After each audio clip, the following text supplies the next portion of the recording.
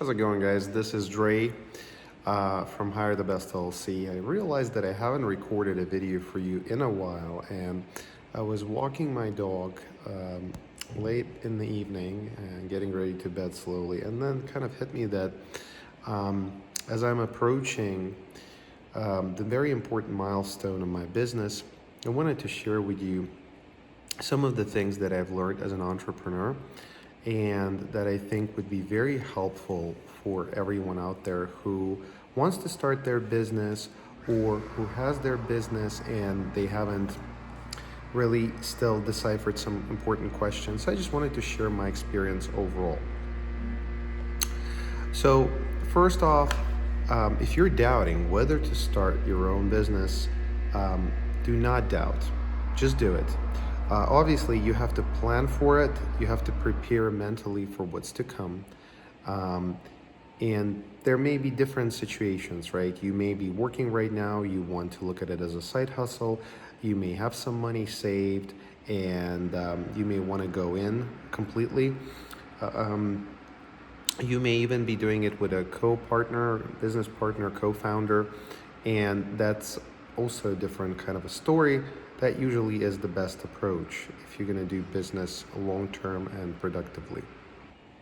One of the reasons why you want to do business with a co-founder is because you'll be going through a lot of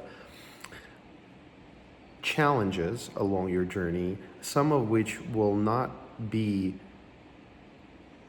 related directly to your business, but will be related more to your human nature.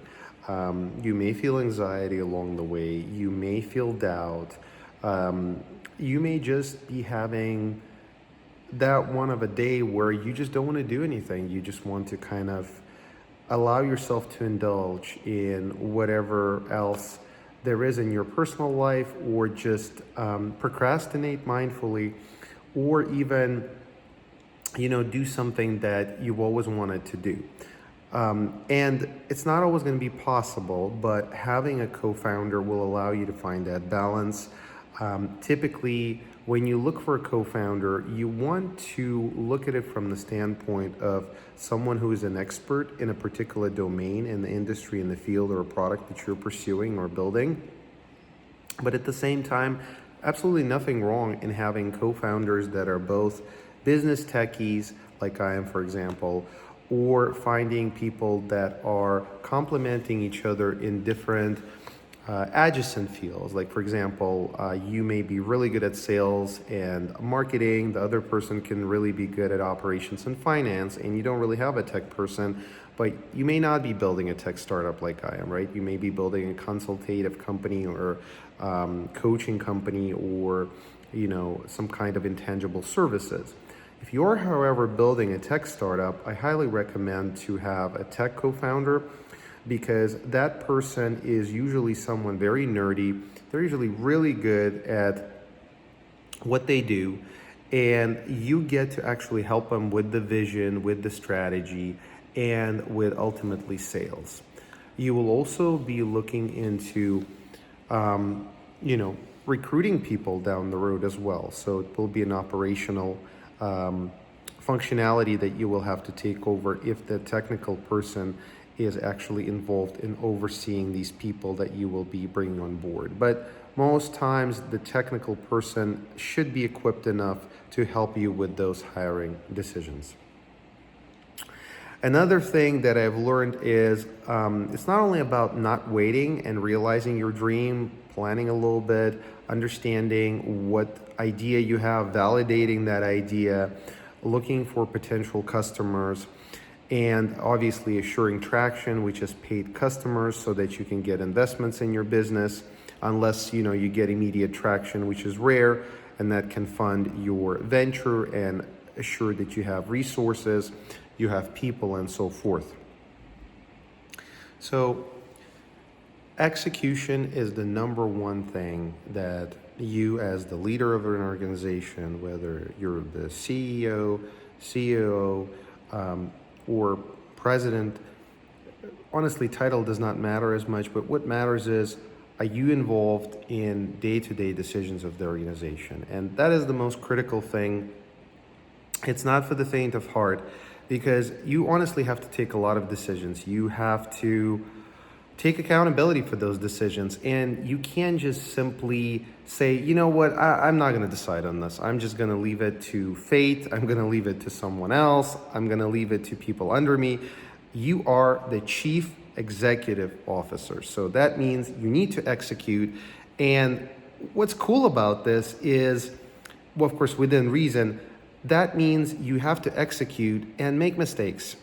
You will ultimately make mistakes. No matter how well you prepare, no matter how many courses you take, how many videos you watch, how many books you read, you're going to make mistakes. And some days will be better than others, some days will be worse than others, and some days will be really bad. Because, some decisions can cost you people, some decisions can cost you money, some decisions can cost you time, which is your greatest commodity, because if you're bootstrapping the company, which means you're investing your own money into it, it is very risky, right? You have to account for all the risks. Do you have enough to live? Do you have enough to pay your rent? Do you have enough to feed your kids, family, whatever, dog? Do you need to go find another job to supplement your income? Can you supplement it with some gigs? Does that mean losing focus then? Who's going to be handling your area of functionality in the organization? If you're the CEO, it's kind of like a no-brainer. It's very difficult to do this halfway. You could pull it off if you are doing it as a solopreneur, but then really that's not a full-scale business. You typically reach the capacity level where you have this pool of customers that you're consulting. And there are some rare occasions, of course, when you'll have some kind of very prominent consulting business or implementation business or whatever, project management business, where you have like 2-3 customers at the most and you're doing the whole thing. You can certainly do that. But realistically, if you want to scale your team, you will be involved in everyday decision making of your business. If you're building a product as a tech founder, you most definitely will be involved in product. You'll most definitely be involved in operations. You'll be involved in sales, marketing, fundraising, legal aspects, financial aspects of the organization.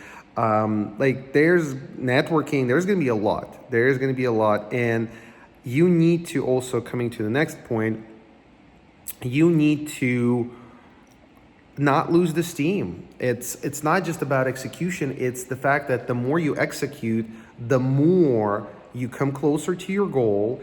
And also, as close you come to the goal, you realize that it's not the last iteration. Like, there's going to be more to this. Like, you'll have to actually have a roadmap in place to understand what's next. What's next once you build this iteration? What's next once you release this MVP? Did you anticipate those challenges? Did you anticipate those problems? There's just so many things in that path that you have to account for. And therefore, you have to be ready to burn out sometimes. And at the same time, you have to quickly realize that you have to find time for yourself. Like, I can tell you, one of the things that happened with me, I'm usually very energetic, very, upbeat, and always looking fresh, looking amazing. And I've always been on top of the game and of myself when it comes to my personal health, and other factors. And I can tell you, even right now, looking at the camera, recording this, I can definitely tell you I've gained a few pounds. And it's not because I'm eating spaghetti or something like this. It's because, you get tired, you wear out, you have higher cortisol levels that affects your metabolism. And, you don't often get enough sleep. And even if you go to the gym, which I do on a regular basis, I love swimming, even if you eat healthy, which is I still eat a lot of salads and greens and protein, you still are going to be affected by some aspects of, being worn out, and also the aging process, right? You can't really stop that. Now, I'm still very young, but this is something that I understood when I got into a business, when I started building my startup with my team. And this is something that you have to be ready for. Now, if you're very young, if you're in your 20s and you're trying to build your dream company, there's a lot of stupidity that happens there as well. I'm seeing young kids eat ramen, drink a lot, smoke pot, and like do all kinds of crazy shit that they think is going to pull them through, obviously, depression, anxiety, and other things. Oftentimes, there isn't enough money there. They're only hoping for investment rounds, and if they can get some money from their rich parents, if that's the case, then they're lucky. Like in my case, again, I've bootstrapped everything. I haven't really gotten any money from friends and family rounds, and right now I'm seeking seek funding, and I'm getting very close to it. And for me, it's a continuous grind and a road of resilience. I don't see this as a challenge. I don't lose hope when I do this. And for me, selling, marketing, and networking is a natural thing. If someone rejects me, that only, motivates me to do things harder. I keep going, I keep grinding, I don't lose hope, and I never will. I'm a fighter. So another thing that you have to realize, with building a business comes a team, right? As we talked about. So your emotional intelligence is critical, not only for yourself to be able to continue on this journey to greatness, to impact, to purpose, whatever you want to call it. May sound a little bit, beefy or cocky, but realistically, it is that way. You got to be a little bit egocentric. You got to be a little bit somewhat, maybe a little bit narcissistic. You got to be a little bit crazy whatsoever. And I say all of this in a good way. I don't mean this in classical sense, but you got to be a little driven and just completely determined to succeed, even if there's a tsunami coming your way. That's the only freaking way you're going to succeed. But you got to keep doing. You got to execute. You got to execute. You got to execute. You got to retrospect. You got to improve. You got to keep going no matter what. There will be people on your team as you build it that will doubt you sometimes. They will ask hard questions. Some of them may even leave. Some of them may drop their morale. Some of them may work less than they used to. And you still, as the CEO, have to show up, have to do your whole 9 yards. And you need to understand when you have that luxury to let go of some things. Like, let's say it's the evening, right now it's already midnight. I could still be doing some stuff. I've done this for a long part of my career, but right now I wanted to record this video because I think it has impact and it has purpose. I'm sharing what I've learned thus far. There's obviously more to share, and I will be sharing with you as I have done before. But now I don't record videos so often. So you could say, once in a while, not a big deal.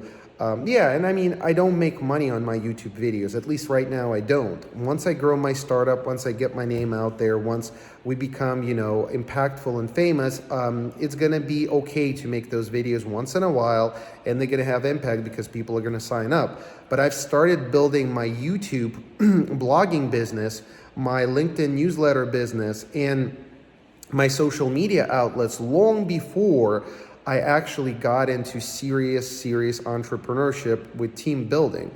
One of such examples is my LinkedIn, which has over 6,000 followers at this point. And that is my customer base. That is my networking tribe. That is my connections. And they're all over, not just in Richmond, not just in Virginia, not just in DC, beyond that. So with the team, you have to really assess quickly how you're going to approach it. You have to work on the morale. You have to sort of weed out naysayers. Now, hopefully, you're not going to get people on your team who are going to be like, no, I don't believe in this. I'm just here for the money. You definitely don't want people like that. You want to surround yourself with people that are very motivated and driven, that are experts, that feel good and passionate about what they do. But you got to put coal in the chimney consistently. You got to give them this determination. If you don't, it's again not going to work. It's going to be very challenging, and you're just going to, you're going to start losing hope yourself. It usually happens if you're seeking self-validation. If you're confident in yourself, then obviously that most likely will not happen. But another thing is egocentrism or not being open to constructive feedback. Now, if you are that kind of a CEO who's like, you know what, I think I'm the greatest, I think I know it all, and I'm just going to get people to do what I tell them to do, that's a huge problem too. You're going to lose people, and furthermore, you most likely, up to the last point, will think that you are absolutely doing everything right, that, you know what, you don't even need them. That's a very bad trait. You do have to understand that delegation is the key. Micromanagement is horrible, and leadership, inspiration, and entrepreneurship within is really the key. Those are all aspects of true agile mindset. Luckily, we have our own framework and methodology in the organization that I embrace, that I have formulated initially, and that we keep revamping with great thoughts and ideas together with my teammates. But other than that, that's pretty much what I wanted to share for today. So the bottom line: execution, high emotional intelligence, and tremendous passion for what you're doing. And those are the three critical aspects that I would say make a great CEO, make a great founder, make a great visionary. And if you can add a touch of luck in your life, that's even better. If there's love in your life, that's even more wonderful, because we know love fuels all the creativity in the world. So I would say those 3 to 5 things are the best things that can drive your success, your team success, your product success. Of course, be open to your customers, listen to what your customers want. Never neglect their feedback, because customer feedback is critical for success of your team, for quality and value of your product.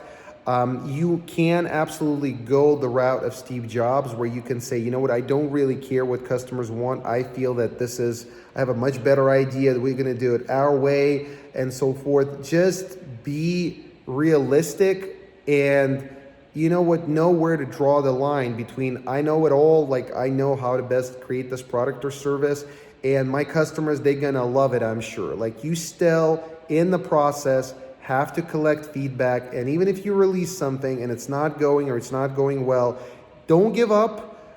Talk to your customers, get their feedback quickly, entice them, motivate them by giving them trials, giving them special terms, so that they can provide you with valuable feedback and also build brand loyalty. Because there's nothing more that customers love in